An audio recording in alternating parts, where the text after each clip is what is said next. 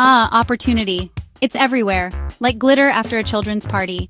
No matter how hard you try to sweep it away, it keeps showing up in the most unexpected places, sticking to your socks and your soul.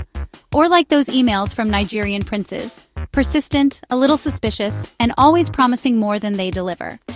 But let's be honest, not everyone wants the hassle of self-improvement or, heaven forbid, success. Some of us are perfectly content with our comfort zones, thank you very much. So today, I'm going to teach you how to dodge opportunities like a seasoned professional. Because why chase dreams when you can nap instead? Welcome to How to Stay Poor, the masterclass in doing the absolute minimum. Let's start with the classic, ghosting job interviews. It's a time-honored tradition for the truly opportunity-averse. Forget showing up on time. Why show up at all?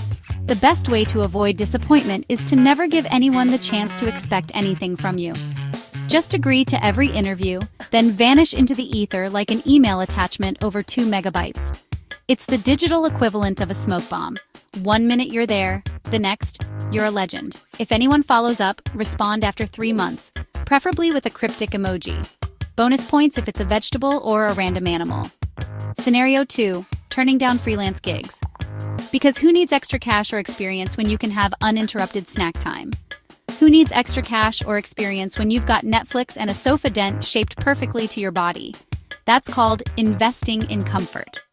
Whenever someone asks, "Are you available for a quick project?" simply reply, "I'm focusing on my personal brand." It sounds impressive, but really, it's code for, "I'm busy doing absolutely nothing productive."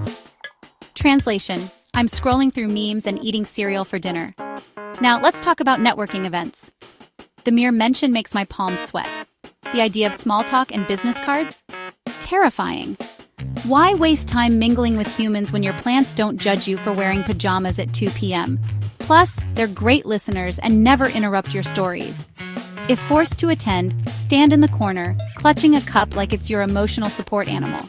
Avoid the snack table though. Too much eye contact risk. Refuse to make eye contact. Networking can't hurt you if you don't make yourself visible. Remember, invisibility is your superpower. Let's not forget the free online courses. Everyone's shouting, "Upskill! Learn Python! Get certified!" Boring. Who needs another certificate collecting digital dust? Sign up, sure, but don't actually open the modules. That way you can say you're enrolled without ever learning a thing. Let the emails pile up, a digital testament to your commitment to do absolutely nothing. Your unread notifications are your badge of honor. Finally, the piece de resistance, ignoring mentors. Because who needs wisdom when you can make your own mistakes over and over again? Older, wiser, and eager to give advice? No thanks. You've got Google and gut instinct. What else could you possibly need? Just nod politely, then carry on reinventing the wheel, square edges and all. Who says progress has to be round? So what have we learned? If you want to avoid the pain of failure, the best way is to avoid effort altogether. The best way to avoid failure is to avoid effort altogether. Why risk disappointment when you can guarantee mediocrity from the comfort of your own bed? Dodging opportunities isn't just an art, it's a lifestyle. It takes dedication, creativity, and a strong Wi-Fi connection for all that streaming and scrolling. And remember, if you never try, you can never fail.